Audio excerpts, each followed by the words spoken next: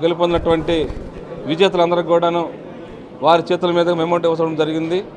అదేవిధంగా హీరో సుమన్ గారు ఈ కార్యక్రమంలో పాల్గొని ఆరోగ్యం గురించి, నేటి సమాజం గురించి, కళల గురించి, క్రీడాకారుల గురించి తెలియజేయటం, అదేవిధంగా క్రీడా రంగం గురించి మన గౌరవ ముఖ్యమంత్రి వర్యులు నారా చంద్రబాబు నాయుడు గారు క్రీడాకారులకి మంచి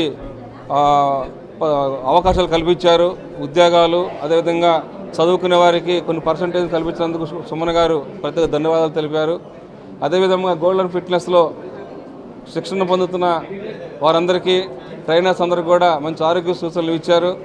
సుమన్ గారు కళారంగంలో కాదు, ఆయన జాతీయ స్థాయి, రాష్ట్ర స్థాయిలో కూడా కరాటీలో, మార్షల్ ఆర్ట్స్లో బ్లాక్ బెల్ట్లు సాధించి ఈరోజు క్రీడారంగంలో కూడా గౌరవ సభ్యులుగా ఆయన పోషిస్తున్నారు.